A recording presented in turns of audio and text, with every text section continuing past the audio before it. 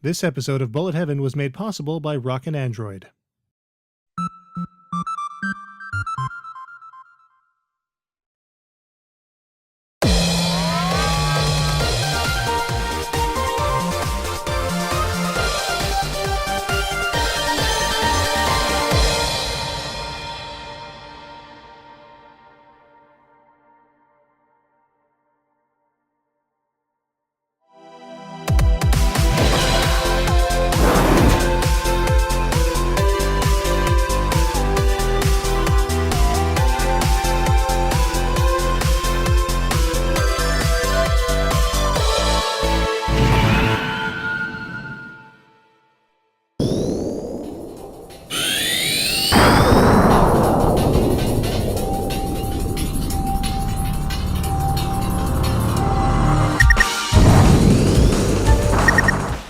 Ever heard of Marsbound? Don't worry if you haven't. They have all of one game release as of this episode, and Cloudphobia is it.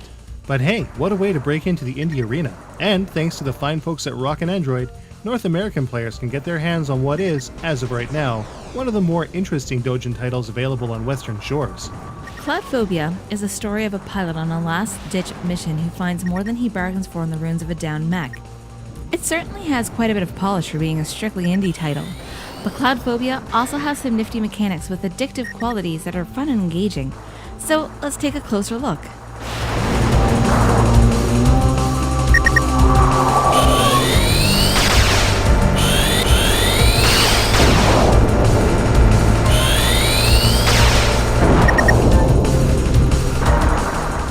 Cloudphobia is a horizontally scrolling shooter with a couple of hooks. The player is bound by a time limit and has to take both the piloted mech's health as well as their motherships into account.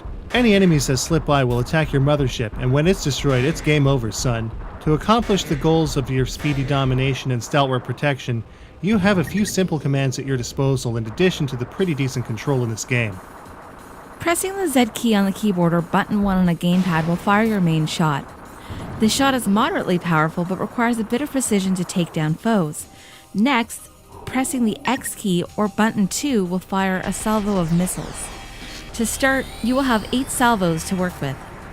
Using the missile technique is handy when there are a lot of foes on screen that you just can't reach when taking out larger enemies, or for enemies coming from behind or with erratic movement patterns. But these techniques alone are not enough to get through Cloudphobia, since the time will run out if you simply coast along. A boost technique is also present to dash through the stage as quickly as possible by pressing the C key or button 3. Of course, careful use of the main shot and missiles as you dash is key to your success in this game, and while it may seem difficult on the outset, a bit of memorization can keep you and your mothership intact for the next stage. Granted, slamming into ships and shots willy-nilly is no way to go through life as a mech pilot, and Cloudphobia does a pretty good, if simply presented, job of getting you prepared for where your opposition is going to appear. Markers have a simple time gauge that turns from yellow to red ahead of enemies appearing. Of course, paying close attention to how these enemy waves and their fire behave while you're dashing or not is pretty helpful. If shooting is a bit boring to you, you could always use the alternate mech armed with the sword instead of a cannon to spice things up and up the challenge. This mech plays quite differently to the first, requiring players to attack at suicidally close range with an attack that can require a lot of patience to use effectively. At stage end, along with your missile stock, your mech and mothership's health will be replenished a certain amount, allowing for a bit of wiggle room in the next stage, should you or your mothership be near the breaking point. All in all, the gameplay to Cloudphobia is quite fluid, smooth and engaging, and fairly addictive, which is good, since there are multiple difficulties to play through, in addition to the 2 vastly different mechs.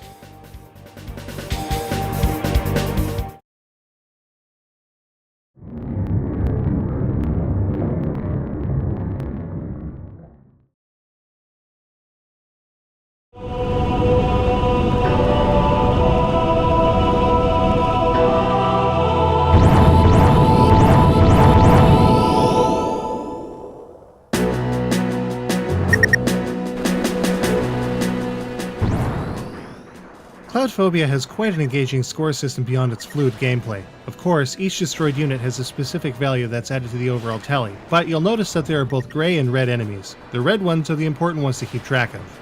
Destroying a red enemy when the hit counter is high will give you a bonus of the base score, multiplied by the hit counter. Some of the bonuses can get pretty gnarly depending on how long you can maintain your hit chain and which red enemies you're bringing down. Using missiles can also boost up your score dramatically. With each subsequent hit with the missiles, a multiplier is applied to the unit's base score. If you're able to nail a red enemy with a missile, the multiplier will be super effective. Finally, at stage end, you'll get a round bonus that takes boss destruction, time and shields remaining, and total hits into account for a stage end bonus. If you can get through the stage without taking any damage whatsoever, you will be awarded a decent bonus in addition to all of this. Taking these points into consideration are vital to cracking the online leaderboards, of which only the top 100 players are listed.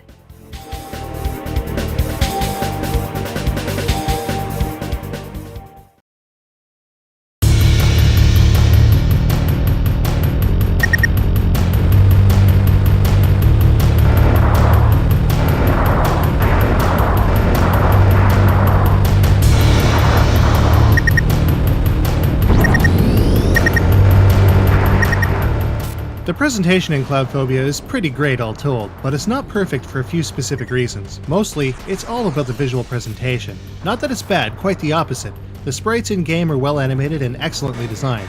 Touches like the backgrounds reflecting off of the mech during the stage select is damn cool as well. The main problem here is actually that Cloudphobia was designed to be a game that runs natively with a resolution of 640 by 480. There are HD resolutions, but everything scales up to be super chunky looking, even with the smoothing on. Meanwhile, the HUD readouts and wave indicators are not even smoothed over, making for a jarringly jaggy look. Now, to be fair, they look fantastic on lower resolution settings, especially the aforementioned 640 by 480, and the 3D elements are still crispy smooth, but without redrawn sprites and elements, the chunkiness can't really be avoided in 720p or beyond. There are some cinema scenes throughout the game as well. While the art may not be to everyone's taste, they certainly add to the indie production value, which is never a bad thing. They still beat the MS Paint style cinemas from Seguri X. One thing that is constantly great is the sound. The OST is pretty solid to say the least, managing to fit the entire game's action to the letter. The lack of a boss scene makes the stages feel a little anticlimactic at their end though. This is demonstrated fairly well at the end of stage 4. Some of the sound effects used are pretty stock though. A few have been used in other titles like Orange Juice's Seguri X and Platine Dispositif's Gundamonium games. They still work, of course. So, just how does Cloudphobia stack up? Let's take a look.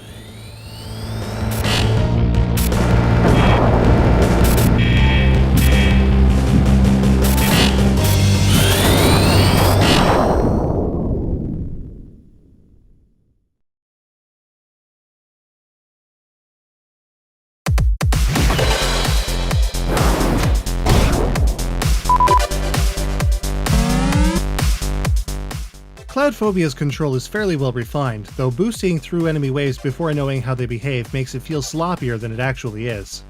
The control in this game is nice and smooth. It'll be more difficult to control when boosting, but that's all part of the risk-reward. Getting used to the timer and how to get through the stage as completely and quickly as possible is challenging yet manageable. Adding the mothership defense is a refreshing change of pace that keeps you more on your toes than usual. At 5 stages, Cloudphobia isn't exactly long, but multiple difficulties and mechs up the replay. The length of this game felt good for how it plays. Repeat plays are something I would do. The visual stylings in this game are very good indeed. Some of the 2D and 3D stuff here looks amazing, while the UI and other indicators feel a bit too pixely in HD. While the visuals in-game are really pretty, character art in specific wasn't my cup of tea. The soundtrack is suitably good and fits the action on screen very well. Some of the sound effects are a bit too stock though. I really enjoyed the OST as well, but a lack of boss music made me feel that there should have been more to the stage. The time attack aspects of this shooter really spice things up and begs you to keep playing to perfect your offensive, defensive, and precision speed techniques. Adding the mothership defense was also a neat change of pace, and adds to the need for precision gameplay technique. If you're into PC Doujin shooters, Rockin Android's latest is definitely a worthwhile purchase, and should be on your hard drive right now. Cloudphobia gets a solid 4 out of 5. You can snag a copy of Cloudphobia on Desura, Gamersgate, and even Amazon for a paltry $5.99. What? Only $6? Go, buy it now. You can thank us later.